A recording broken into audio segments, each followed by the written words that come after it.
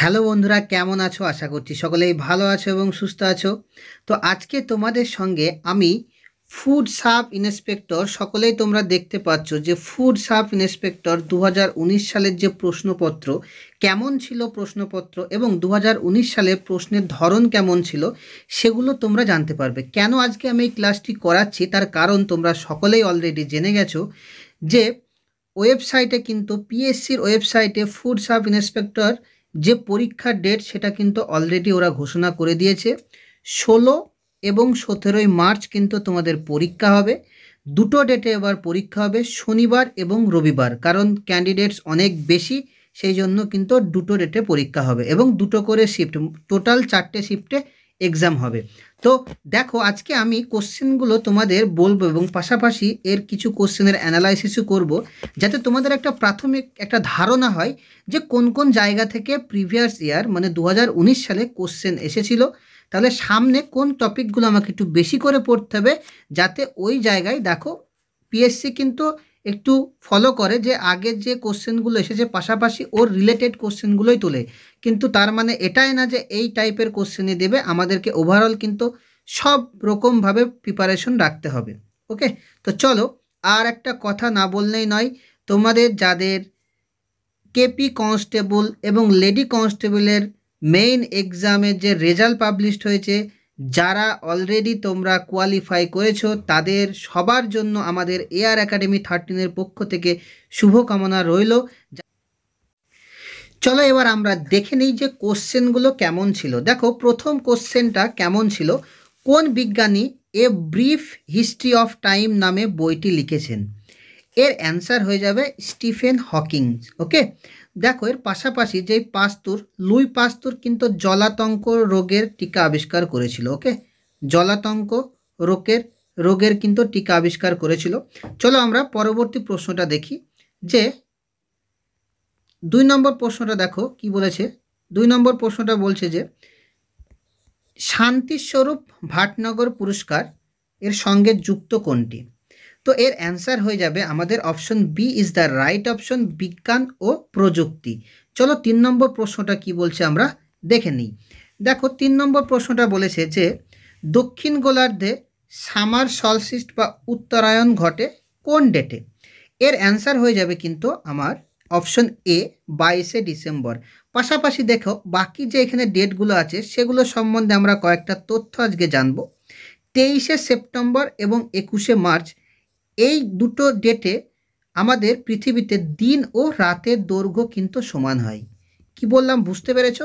দিন ও রাতের দৈর্ঘ্য সমান হয়। দৈর্ঘ্য বলতে গেলে সময়। ওকে, দিন ও রাতের দৈর্ঘ্যের যে সময়, যে টাইম ডিউরেশন, সেটা কিন্তু সমান হয়। এবার পাশাপাশি দেখো আরেকটা জিনিস আমরা জানি যে আমরা সকলেই জানি যে অপসুর এবং অনুসুর বলে একটা কথা আমরা শুনে আসি, তাই না? অপসুর এবং অনুসুর বলে একটা কথা শুনি, এ দুটো সম্বন্ধে একটু জেনে নাও। এই অপসুরটা হবে আমাদের 4 জুলাই মানে 4 জুলাই, কেমন? আর যখন বলবে অনুসুর সেটা হবে আমার 3 জুন। মনে থাকবে, কারণ এই কোশ্চেনগুলো কিন্তু পাশাপাশি তোমাদের দিয়ে দেয়। এবার মনে রাখার একটা সহজ আমি তোমাদের ট্রিক বলে দিই। অণু অ্যাকচুয়ালি দেখো পরমাণুর মধ্যে যে অণু পরমাণু আমরা পড়ি, অণু মানে সব থেকে ছোট, আমরা সেই জন্য 3 আর 4-এর মধ্যে ছোট হচ্ছে 3, সেই জন্য অণু হলে 3 হবে। ওকে, 3 জুন এটা মনে রাখবা, বাকিটা 4 জুলাই। চলো আমরা 4 নম্বর প্রশ্নটা দেখে নিই। দেখো 4 নম্বর প্রশ্নটা কি বলছে। 4 নম্বর প্রশ্নটা বলছে ভারতের মধ্যে প্রাচীনতম ট্রেড ইউনিয়ন সংস্থা কোনটি? ওকে, ট্রেড ইউনিয়ন সংস্থা এবং সব থেকে প্রাচীনতম বলেছে। সো দেখো এইখানে অপশন হয়ে যাবে আমার option C is the right option, AITUC।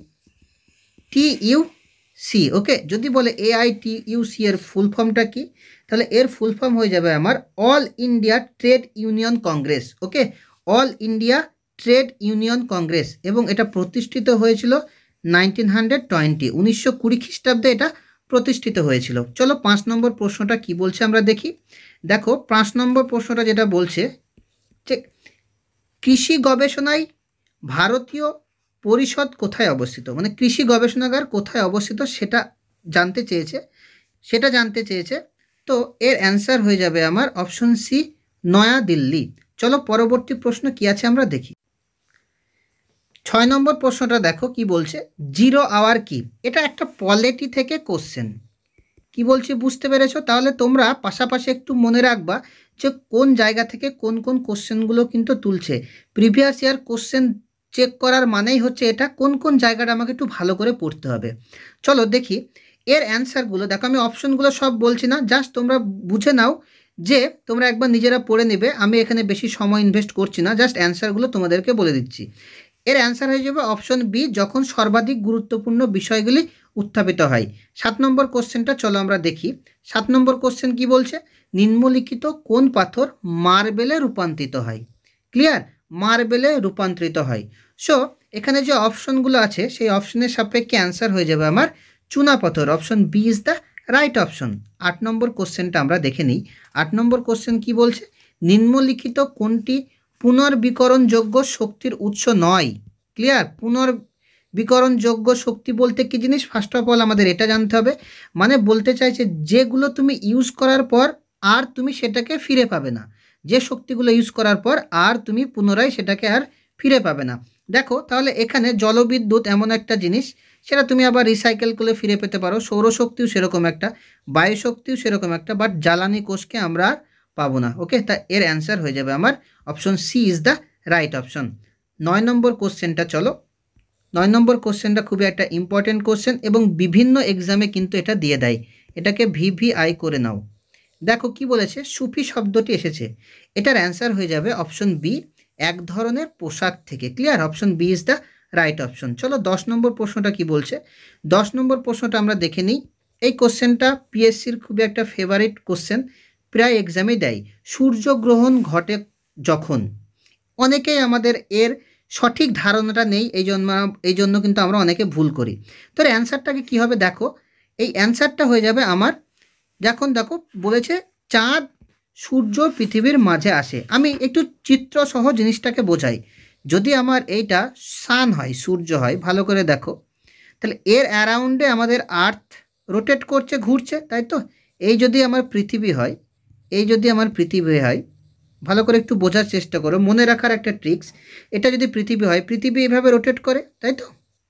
এইবার দেখো চন্দ্রমামা আমাদের এখানে, ধরো আমাদের চাঁদ আছে, তাহলে চাঁদ কিন্তু এই পৃথিবীর কক্ষপথে, পৃথিবীর চারিদিকে কিন্তু চাঁদ ঘুরে, তাই তো, এভাবে ঘুরে। তো দেখো এইভাবে ঘুরতে ঘুরতে ঘুরতে সাপোজ যখন এই জায়গায় আসবে, আচ্ছা ছবিটা আমার একটু হয়ে গেলো, একটু বোঝার চেষ্টা করো। যদি এখানে সূর্যটা থাকতো সাপোজ, তাহলে এইভাবে দেখো চাঁদের ওপরে ফার্স্ট টাইম আলো পড়বে, তাহলে এই চাঁদের ওপর আলো পড়ায় কিন্তু পৃথিবীতে আলো আর পড়বে না, চাঁদ বাধা দেবে, এই জন্য চাঁদ কিন্তু মিডিলে থাকবে। এই জন্য অ্যান্সারটা দেখো, চাঁদ সূর্য পৃথিবীর মাঝখানে আসে, তখনই কিন্তু সূর্যগ্রহণ ঘটে। আশা করছি সকলেই বুঝতে পেরেছো। চলো 11 নম্বর প্রশ্নটা আমরা দেখি। 11 নম্বর প্রশ্নটা কি বলছে, বায়ুমণ্ডলে উপস্থিত রাসায়নিক নিষ্ক্রিয় গ্যাস হলো। তো দেখো এই নিষ্ক্রিয় গ্যাস কোনগুলো, আমি পাশাপাশি আরও অনেকগুলো নাম আমি বলছি। তো অ্যান্সার হয়ে যাবে আমার আর্গন। ওকে, আর্গন, জেনন, রেডন, ক্রিপ্টন, এগুলো হচ্ছে সবই নিষ্ক্রিয় গ্যাস, কারণ এর আউটার মোস্ট সেলে কিন্তু 8টা করে ইলেকট্রন থাকে। এরা কোনো রাসায়নিক বিক্রিয়ায় কোনো কেমিক্যাল রিয়াকশনে অংশগ্রহণ করে না। এবার পাশাপাশি দেখো এই যে নাইট্রোজেন, বাতাসে উপস্থিত সব থেকে যে গ্যাসগুলো, নাইট্রোজেনের পরিমাণ সব থেকে বেশি। ক্লিয়ার, যদি আসে তাহলে 78.08% কিন্তু আমার এই নাইট্রোজেন থাকে। কি বলছি বুঝতে পেরেছো? তারপরে আমাদের কিন্তু অক্সিজেন আছে সেকেন্ড পজিশনে। চলো আমরা 12 নম্বর প্রশ্নটা দেখে নিই। কি বলেছে, ভারতীয় রিজার্ভ ব্যাংকের প্রধানকে কি বলা হয়। দেখো এখানে অপশনগুলো কি কি আছে। এ অপশন আছে প্রধান নির্বাহী কর্মকর্তা, বি অপশন আছে ব্যবস্থাপনা পরিচালক, এবং সি আছে চিফ ব্যাংকিং অফিসার, এবং ডি অপশন আছে উপরের কোনোটিই নয়। এর অ্যান্সার হয়ে যাবে উপরের কোনোটিই নয়। তাহলে তোমাদের মনে প্রশ্ন আসতে পারে যে দাদা তাহলে রিজার্ভ ব্যাংকের প্রধানকে আমরা কি বলবো। এর অ্যান্সার হয়ে যাবে আমার গভর্নর। মনে থাকবে, এর অ্যান্সার হয়ে যাবে আমার গভর্নর। প্রধানকে কি বলা হয়, ভারতীয় রিজার্ভ ব্যাংক, যেটাকে আমরা আরবিআই বলি। ওকে, রিজার্ভ ব্যাংক অফ ইন্ডিয়া। এইবার দেখো তোমাদের মনে এটাও আসতে পারে যে দাদা তাহলে ফার্স্ট গভর্নর কে ছিল, একজন বিদেশি, তার নামটা মনে রাখবা, Osborne Smith. Clear, Osborne Smith. এইবার যদি এটা কোশ্চেন হয় যে ভারতীয় কে ছিল ফার্স্ট গভর্নর, এটা তো বিদেশি। যদি বলে ভারতীয় কে ছিল, তখন আমার অ্যান্সার হয়ে যাবে, এই কোশ্চেনটাই যদি বলতো ভারতীয়, তখন হয়ে যাবে আমার CD Deshmukh. Clear? CD Deshmukh. আর প্রশ্ন যদি এরকম আসে প্রেজেন্ট কে আছে, প্রেজেন্ট আছে আমাদের শক্তিকান্ত দাস। শক্তিকান্ত দাস। ক্লিয়ার? এবং ইনি কততম? ইনি 25তম কিন্তু গভর্নর, যিনি এখন প্রেজেন্ট আছেন। এবং এর পাশাপাশি আর একটা question, very very important question, যে যদি এরকম আসে একমাত্র ভারতীয় প্রাইম মিনিস্টার, ওকে, প্রধানমন্ত্রী প্লাস গভর্নর ছিলেন, বুঝতে পেরেছো? একমাত্র গভর্নর প্লাস পিএম মানে প্রাইম মিনিস্টার ছিলেন, তার নাম যদি আসে, যে রিজার্ভ ব্যাংকের গভর্নরও ছিলেন এবং আমাদের ভারতবর্ষের প্রধানমন্ত্রীও ছিলেন, তাহলে তার নাম হয়ে যাবে আমাদের ডক্টর মনমোহন সিং। ডক্টর মনমোহন সিং। ওকে, মোহন সিং, এটা মনে রাখবা। ওকে, তো চলো, এই ছিল কিন্তু পাশাপাশি কিছু রিলেটেড কথা যেগুলো তোমাদের জানা দরকার। 13 নম্বর প্রশ্নটা কি বলছে আমরা দেখে নিই। দেখো 13 নম্বর কি বলেছে। 13 নম্বর প্রশ্নটা বলছে ভারতের পঞ্চবার্ষিকী পরিকল্পনা শুরু ও কার্যকরী হওয়ার সাল। দেখো এই প্রশ্নটা কিন্তু এই পঞ্চবার্ষিকী পরিকল্পনা থেকে কিন্তু কোশ্চেন আসেই। তো এর অ্যান্সার আমি মার্ক করেই দিলাম 1951 সাল। কত পর্যন্ত চলেছিল? 1955 পর্যন্ত কিন্তু ফার্স্ট যে পঞ্চবার্ষিকী পরিকল্পনা সেটা কিন্তু চলেছিল। ওকে, চলো এর পাশাপাশি আমরা এখান থেকে আরেকটা জিনিস জানবো। এই পঞ্চবার্ষিকী পরিকল্পনা হ্যারোড ডোমার মডেলের উপর ভিত্তি করে কিন্তু গড়ে উঠেছিল। 14 নম্বর প্রশ্নটা আমরা দেখে নিই। চলো 14 নম্বর প্রশ্নটা কি বলেছে? পাবলিক সেক্টরের বিলগ্নীকরণকে বলা হয়, এর অ্যান্সার হয়ে যাবে আমার প্রাইভেটাইজেশন। ওকে, বা ব্যক্তিগতকরণ, এটা মনে রাখবা। এবং লাস্ট কোশ্চেন দেখি আমরা 15 নম্বর, লাস্ট বলতে গেলে এখনকার লাস্ট, একটু পরে আবার 16 নম্বর শুরু হবে। যাই হোক, সুপ্রিম কোর্টের বিচারকরা অফিসে কার্যভার নেওয়ার আগে যে শপথ নেন তা পরিচালনা করেন কে?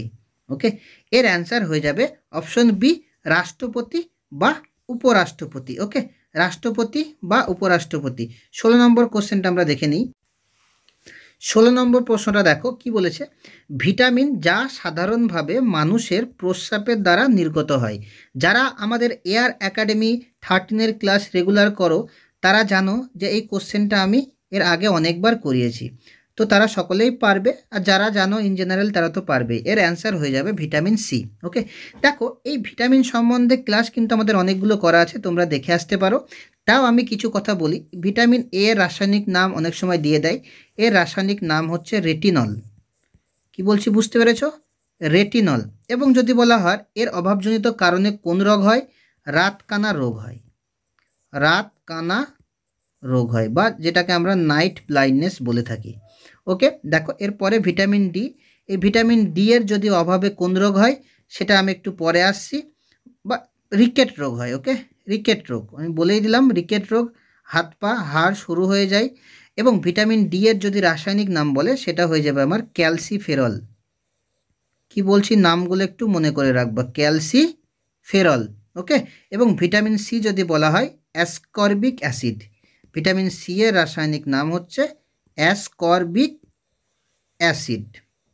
ওকে, আর তোমার যদি এর অভাবজনিত কারণে কোন রোগ হয় তাহলে হয়ে যাবে আমার স্কারভি রোগ হয়। ওকে, স্কারভি রোগ হয়। চলো আমরা 17 নম্বর কোশ্চেনটা কি আছে দেখে নিই।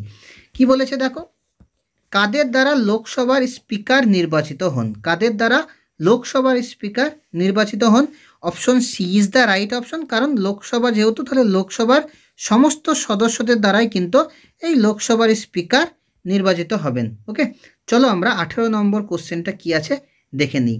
দেখো কি বলেছে 18 নম্বর কোশ্চেন, ভারতে সর্বাধিক সংখ্যক শ্রমিক নিযুক্ত রয়েছে নিচের কোনগুলোতে? ওকে, অপশন এ টেক্সটাইল শিল্পে, অপশন বি লৌহ ও ইস্পাত শিল্পে, অপশন সি পেট্রোকেমিক্যাল শিল্পে, না অপশন ডি অটোমোবাইল শিল্পে। এর অ্যান্সার হয়ে যাবে আমার টেক্সটাইল শিল্পে। Option A is the right option. চলো 19 নম্বর প্রশ্নটা আমরা দেখি। কি বলেছে যে বিখ্যাত অঙ্কন বা ছবি সত্যম শিবম সুন্দরম তৈরি করেছেন কে? এর অ্যান্সার হয়ে যাবে option C is the right option, Shivanandan Nautiyal. Okay, Shivanandan Nautiyal. Last question এখানে দেখি আমরা 20 নম্বর কোশ্চেন কি বলছে। 20 নম্বর কোশ্চেনটা কি বলছে দেখো, কোনটিতে ক্যালসিয়াম সামগ্রী সর্বাধিক থাকে? ওকে, এর অ্যান্সার হয়ে যাবে option C is the right option. অনেকে কিন্তু ভুট্টাও থাকতে পারে, এটা তোমরা একটু দেখে নিও। চলো পরবর্তী প্রশ্ন কি আছে দেখে নিই। 21 নম্বর প্রশ্নটা কি বলছে, দূষিত কিডনি রোগীদের জন্য ডায়ালিসিস ব্যবহার করা হয়, এই প্রক্রিয়ায় জড়িত থাকে নিচের অপশনগুলোর মধ্যে কোনটা right option? Option B is the right option, আশ্রাবণ। ওকে, 22 নম্বর প্রশ্নটা দেখো কি বলেছে। 22 নম্বর প্রশ্নটা যেটা বলেছে যে দেখো, আমি আগে প্রশ্নটা বলি, নিম্নলিখিত বিবৃতিগুলির মধ্যে বিবেচনা করো। প্রথমে কি আছে দেখো, 1 নম্বর কি বলছে, 2G বর্ণালী যেটাকে 2G স্পেকট্রাম বলে 30 থেকে 200 কিলো হার্টজের মধ্যে আছে, এবং 3G বর্ণালী কি বলছে, 3G স্পেকট্রাম যেটা 15 থেকে 20 মেগাহার্জ, এবং 3 নম্বর দেখো 4G বর্ণালী যেটাকে 4G স্পেকট্রাম অন্তত 40 মেগাহার্জ। উপরের দেওয়া বিবৃতি কোনগুলি সঠিক? এর অ্যান্সার হয়ে যাবে option A is the right option. Okay, উপরের দেওয়া সবগুলোই কিন্তু সঠিক। চলো আমরা 23 নম্বর প্রশ্নটা কি বলছে দেখে নিই। কি বলেছে 23 নম্বর প্রশ্নটা? 23 নম্বর প্রশ্নটা বলছে যে নিচের কোনটি বিশ্বের সবচেয়ে প্রাচীন জ্ঞান স্লাম? ওকে, এর অ্যান্সার হয়ে যাবে option A is the right option. চলো আমরা 24 নম্বর প্রশ্নটা কি বলছে দেখে নিই। 24 নম্বর প্রশ্নের অ্যান্সার আমরা সকলেই পারবো। বিশ্বের বৃহত্তম ফুলের নাম জানতে চেয়েছে, তো এর অ্যান্সার হয়ে যাবে আমার rafflesia, option B is the right option. চলো 25 নম্বর প্রশ্নটা কি বলছে আমরা দেখে নিই। দেখো 25 নম্বর কি বলছে। 25 নম্বর প্রশ্নটা যেটা বলেছে, নিম্নলিখিতগুলোর মধ্যে কোনটি উন্নয়নশীল মাল্টিমিডিয়ার ওয়েব পেজগুলির জন্য একটি জনপ্রিয় প্রোগ্রামিং ভাষা? তো এর অ্যান্সার হয়ে যাবে অপশন বি, জাভা। 26 নম্বর প্রশ্নটা কি বলছে আমরা দেখো 26 নম্বর প্রশ্নটা কি বলেছে। 26 নম্বর প্রশ্নটা বলছে স্বাধীন ভারতের প্রথম স্বরাষ্ট্রমন্ত্রী কে ছিলেন? তো এর অ্যান্সার হয়ে যাবে option A is the right option, Sardar Vallabhbhai Patel. চলো 27 নম্বর কোশ্চেনটা কি আছে। 27 নম্বর প্রশ্নটা কি বলছে, কংগ্রেস যে শব্দটি প্রাপ্ত হয়েছিল কোথা থেকে? এর অ্যান্সার হয়ে যাবে আমার option A is the right option, উত্তর আমেরিকার ইতিহাস থেকে। 28 নম্বর কোশ্চেন কি বলেছে। 28 নম্বর প্রশ্নটা বলছে যে পুলিৎজার পুরস্কার, এটা একটা পুরস্কার, এই পুরস্কারটাতে আমাদের কোন ক্ষেত্রতে দেওয়া হয়? ওকে, এর অ্যান্সার হয়ে যাবে আমার সাহিত্য ও সাংবাদিকতায়, option B is the right option. চলো আমরা 29 নম্বর প্রশ্নটা কি বলছে দেখে নিই। 29 নম্বর প্রশ্নটা বলছে যে ঘুমর লোকনৃত্যটি হলো কোথাকার? আমরা অনেকেই জানি, এর অ্যান্সার হয়ে যাবে Rajasthan. Clear, option C is the right option. চলো 30 নম্বর প্রশ্নটা কি বলছে আমরা দেখি। কি বলছে দেখো, অ্যামনেস্টি ইন্টারন্যাশনাল হলো একটি ড্যাশ, এর অ্যান্সার হয়ে যাবে option A is the right option. চলো আমরা 31 নম্বর প্রশ্নটা দেখি। 31 নম্বর প্রশ্নটা কি বলছে দেখো, ট্রোপোস্ফিয়ার বায়ুমণ্ডলের উষ্ণতম অংশ আমরা জানি, বাট এর কারণটা কি? দেখো, এটা হচ্ছে সূর্যের নিকটতম, এতে আধানযুক্ত কণা রয়েছে, এটি পৃথিবীর পৃষ্ঠ দ্বারা উত্তপ্ত হয়, এর মধ্যে তাপ উৎপন্ন হয়। এর অ্যান্সার হয়ে যাবে অপশন সি, কারণ এটি পৃথিবী পৃষ্ঠ দ্বারা উত্তপ্ত হয়। কেন? ট্রোপোস্ফিয়ার সব থেকে, এটা যদি আমাদের আর্থ সারফেস হয়, ট্রোপোস্ফিয়ার লেয়ারটা সব থেকে কাছে আর্থের, কারণ পৃথিবী থেকে হিট আবার কি বলতো বিকিরণ হয়ে উপরের দিকে যায়, এই জন্য এই জায়গাটা বেশি হিট হয়। চলো, এই জায়গাটার নাম হচ্ছে ট্রোপোস্ফিয়ার। 32 নম্বর প্রশ্নটা কি বলছে আমরা দেখি। কি বলেছে 32 নম্বর প্রশ্নটা বলছে প্রথম সম্পূর্ণ ভারতীয় ব্যাংকের নাম কি? এর অ্যান্সার হয়ে যাবে option B, Punjab national bank, PNB যেটাকে আমরা বলে থাকি, পাঞ্জাব ন্যাশনাল ব্যাংক। 33 নম্বর কোশ্চেনটা কি বলছে দেখি আমরা। দেখো 33 নম্বর প্রশ্নটা বলছে ভারতীয় জাতীয় কংগ্রেসের অধিবেশনে প্রথমবার বন্দে মাতরম গানটি গাওয়া হয়েছিল কত খ্রিস্টাব্দে? এর অ্যান্সার হয়ে যাবে option C is the right option. Okay, 1896 খ্রিস্টাব্দে গানটি গাওয়া হয়েছিল। তাহলে এবার জনগণ মন কোন অধিবেশনে গাওয়া হয়েছিল? যদি এরকম আসে জনগণ মন কোন অধিবেশনে হয়েছিল, এটার অ্যান্সারটাও তোমরা জেনে রাখো যে 1911 খ্রিস্টাব্দে। 1911 খ্রিস্টাব্দে জনগণ মন কিন্তু গাওয়া হয়েছিল, এটাও কিন্তু কলকাতা অধিবেশনই ছিল। ওকে, এটাও কলকাতা অধিবেশনই ছিল। চলো আমরা 34 নম্বর প্রশ্নটা কি বলছে দেখে নিই। দেখো কি বলেছে 34 নম্বর প্রশ্নটা কি বলেছে, ভারতের নাগরিক নন এমন কে প্রথম ভারতরত্ন পেয়েছিলেন? ওকে, অপশন এ দেখো কি রেখেছে, Nelson Mandela, B Abraham Lincoln, C হচ্ছে খান আব্দুল গফ্ফর খান এবং ডি হচ্ছে মাদার তেরেসা। দেখো এখানে অপশন সি রাইট অপশন। কেন খান আব্দুল গফ্ফর খান হবে? কারণ নেলসন ম্যান্ডেলাও কিন্তু পেয়েছিলেন, বাট প্রথম যেহেতু মেনশন করে দিয়েছে আমাদের প্রশ্নে, সেই জন্য অ্যান্সার হয়ে যাবে আমার খান আব্দুল গফ্ফর খান। ওকে, চলো আমরা 34 নম্বর প্রশ্ন পার করে এবার আমরা 35 নম্বর প্রশ্নে যাচ্ছি। দেখো 35 নম্বর প্রশ্ন কি বলেছে, কারা প্রথম ভারতের স্বর্ণ মুদ্রা প্রচলন করেন? এর অ্যান্সার হয়ে যাবে অপশন ডি ইন্দো গ্রিকরা। 36 নম্বর প্রশ্নটা দেখি আমরা। 36 নম্বর প্রশ্নটা দেখো, বিখ্যাত সাঁচি স্তূপ কে নির্মাণ করেন? এর অ্যান্সার হয়ে যাবে option A is the right option. এই সাঁচি স্তূপ এবার যদি বলা হয় কোথায় আছে, এটা অ্যান্সার হয়ে যাবে আমাদের মধ্যপ্রদেশ। ওকে, মধ্যপ্রদেশ, এটা মনে রাখবা, মধ্যপ্রদেশ। চলো আমরা পরবর্তী প্রশ্ন দেখে নিই। 37 নম্বর প্রশ্নটা দেখো কি বলেছে, গ্রামীণ ও শহরে এলাকার জন্য পরিকল্পনা কমিশন দ্বারা নির্ধারিত সর্বনিম্ন প্রয়োজনীয় ক্যালোরি যথাক্রমে কত? এর অ্যান্সার হয়ে যাবে option A is the right option. চলো আমরা 38 নম্বর প্রশ্নটা কি বলছে দেখি। 38 নম্বর প্রশ্নটা কি বলেছে, মাই লাইফ কার আত্মজীবনী? এর অ্যান্সার হয়ে যাবে বিল ক্লিন্টন। ওকে, বিল ক্লিন্টন। 39 নম্বর প্রশ্নটা কি বলছে দেখো, 39 নম্বর প্রশ্নটা বলছে সবচেয়ে নমনীয় ধাতু কোনটা? এর অ্যান্সার হয়ে যাবে সোনা। ওকে, সবচেয়ে নমনীয় ধাতু কি হয়ে যাবে আমার? অ্যান্সার হয়ে যাবে সোনা।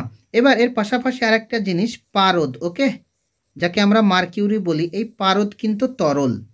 ওকে, পারদ কিন্তু তরল। তাহলে যদি বলা হয় একটা তরল ধাতুর নাম, অ্যাকচুয়ালি ধাতু আমরা কি জানো তো, ধাতু মেটাল যেগুলো হয় সেগুলো কিন্তু শক্ত সলিড হয়, তাই না? বাট এই পারদ একমাত্র ব্যতিক্রম, যেটা তরল কিন্তু সেটা একটা ধাতু, এই জন্যই কিন্তু এক্সামে দিয়ে দেয়, তাই না? একটা তরল ধাতুর এক্সাম্পল তোমাকে তখন পারদ অ্যান্সার করে আসতে হবে। চলো 40 নম্বর প্রশ্নটা কি বলছে আমরা দেখি। দেখো কি বলেছে, 40 নম্বর প্রশ্নটা বলছে যে মাউন্ট এভারেস্টে ওঠা প্রথম মহিলা কে ছিলেন? দেখো এই কোশ্চেনটা একটু আমার মনে হয়েছিল ভুল, বাট এটা ঠিকই আছে। দেখো আমি বলছি, এর অপশন হয়ে যাবে, কোশ্চেনের যে অপশনগুলো আছে কোশ্চেনের, তার রেসপেক্টে অ্যান্সার হয়ে যাবে বাচেন্দ্রী পাল। কেন? দেখো প্রথম কিন্তু যিনি হয়েছিলেন, দেখো এখানে যদি ভারতীয় মেনশন করতো, কথাটা যদি ভারতীয় কোশ্চেনে মেনশন করতো, তখন অ্যান্সার আমার বাচেন্দ্রী পাল হতো, এটা কিন্তু আমরা জানি। বাট এখানে ভারতীয় করেনি, সেই জন্য অ্যান্সার হবে কিন্তু জুনপো তাবেই। ওকে, জুনপো তাবেই, ইনি জাপানের একজন মহিলা। তো জুনপো তাবেই তিনি কিন্তু প্রথম কিন্তু তোমার মাউন্ট এভারেস্ট জয় করেছিল। পাশাপাশি আরেকটা জিনিস স্টার মার্ক দিয়ে রাখো, যে যদি বলা হয় পরপর দুবার কোন ভারতীয় মহিলা, ওকে, কোন ভারতীয় মহিলা মাউন্ট এভারেস্ট জয় করেছিল, ওকে, কোন ভারতীয় মহিলা যদি বলা হয়, তখন সেই নামটা একটু মনে রাখো, সন্তোষ যাদব। ওকে, সন্তোষ যাদব, এই নামটা একটু মনে রাখবা। চলো আমরা 41 নম্বর প্রশ্নটা দেখি। কি বলেছে, বিশ্বের প্রথম মানুষের তৈরি খাল হলো কোনটা? এর অ্যান্সার হয়ে যাবে আমার সুয়েজ খাল। 42 নম্বর প্রশ্নটা দেখো, প্রথম লোকপাল বিল সংসদে উপস্থাপন করা হয়েছিল কততে? এর অ্যান্সার হয়ে যাবে মে 1968, 1968। 43 নম্বর প্রশ্নটা চলো আমরা দেখি, যে দেখো কি বলেছে 43 নম্বর প্রশ্নটা দেখো, নিচের কোনটি হিমাচল প্রদেশের লোকনৃত্য নয়?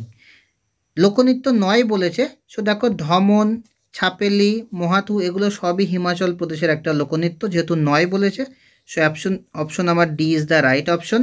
44 নম্বর প্রশ্নটা চলো আমরা দেখে নিই, কি বলেছে দেখো, জাতিসংঘের কোন অঙ্গটি বিশ্ব সংসদ হিসাবে বিবেচিত?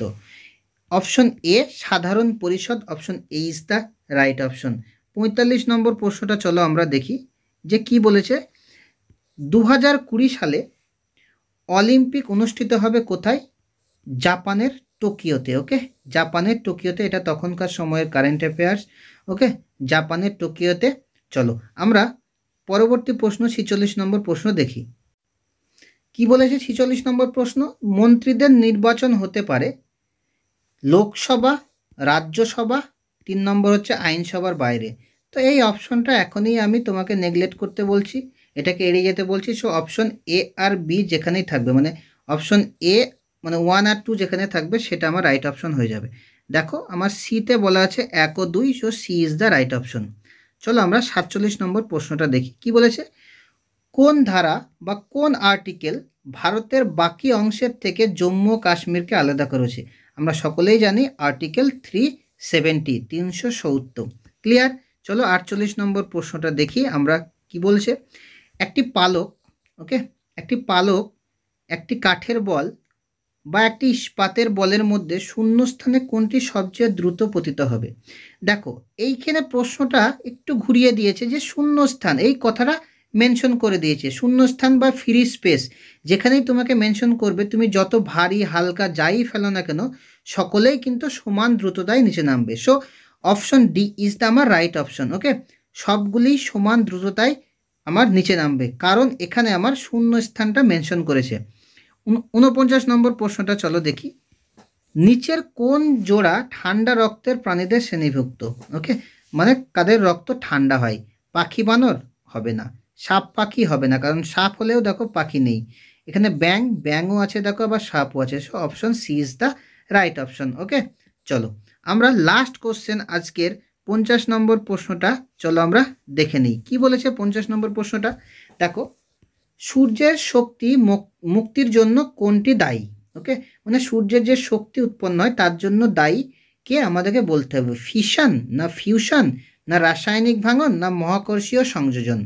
চলো এর অ্যান্সার হয়ে যাবে কিন্তু ফিউশন। ওকে, ফিউশন, যেটাকে এরকম লেখা থাকে ফিউশন, সংযোজন, যার বাংলা অর্থ। ওকে, আর যদি পরমাণু বা অ্যাটম বোমার জন্য যদি শক্তির মুক্তির জন্য বলে তখন অ্যান্সার হয়ে যাবে আমার ফিশন। ভালো করে স্পেলিংটা দেখো, ফিশন। তো এই ছিল কিন্তু তোমাদের টোটাল 50টা কোশ্চেন। তো আশা করছি সকলেই মোটামুটির ওপর একটা আইডিয়া পেলে যে তোমাদের যে ফুড এসআই যে এক্সামটা হয়েছিল 2019 সালে সেখানে কেমন টাইপসের কোশ্চেন এসেছিল।